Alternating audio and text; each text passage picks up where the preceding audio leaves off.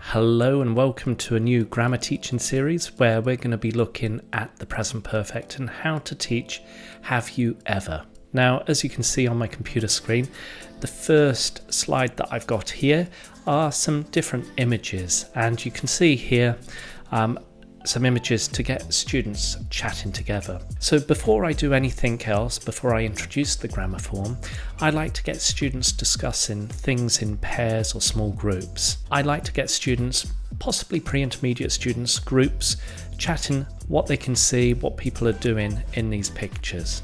So for example, the first picture, they can see visiting Disneyland or Disneyland itself, riding a horse, driving, etc. Once students have chatted and you're monitoring them, giving them feedback as usual, I go on to the next slide. So the first slide is really just to get the students to get used to the language and activating that schemata.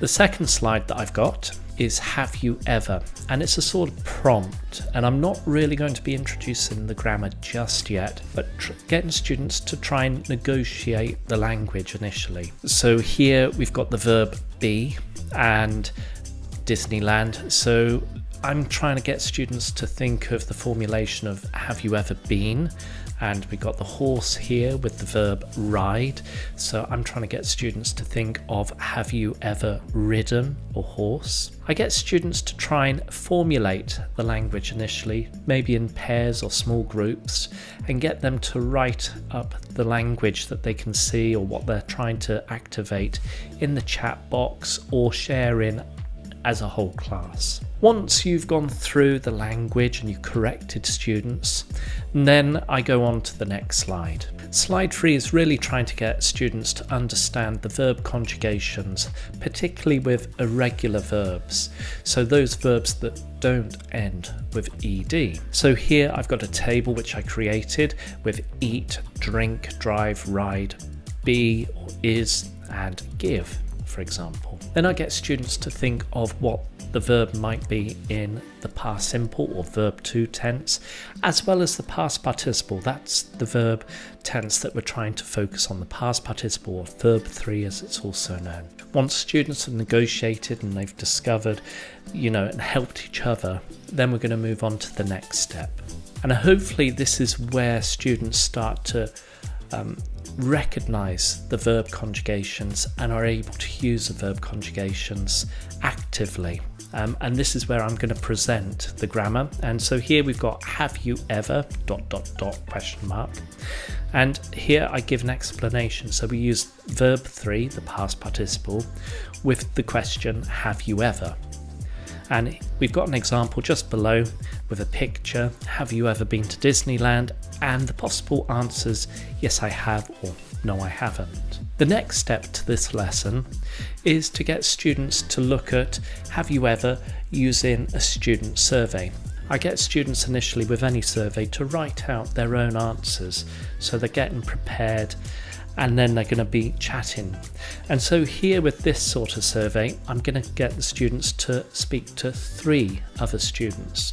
Now what this is going to do is it's going to get students used to communicating, asking and answering questions with yes I have or no I haven't, but they're also going to listen and write down, so note taking. So they're not just speaking, but they're also listening and writing, so it's multi-skilled. That's what I love about surveys. The next step, just to make it and to squeeze as much juice out of this lesson, is to get students to report back on what they discovered whilst talking to 3 other students. In the next slide here, I'm going to get students to report back using he or she has, so the third person, S with verb 3. So he has been to Italy, or David hasn't been to Disneyland, but he has ridden a horse. So once students have reported back to the whole class and you've corrected them and you've given them feedback based on their speaking and presentation to the whole class, we move on to the final step of this lesson. And this step is getting students to write down, so they're consolidating everything that they've learnt communicatively and they're starting to write down sentences and statements, reporting back on things that they've discovered speaking to the rest of the students, but also reporting back on their own personal experiences as well, using the present perfect. And the final slide is trying to get students to ask questions, and if there are any questions that emerge, then you can respond appropriately. So that is it. That is how I would teach the present perfect. Thank you ever so much to one of the subscribers who asked the question. So don't forget, if you have a question or if there's a particular grammar point that you would like covering, then please comment below. I'll try and answer and try and make a future video based on your suggestions and your comments. As ever, stay safe and happy teaching. Bye bye.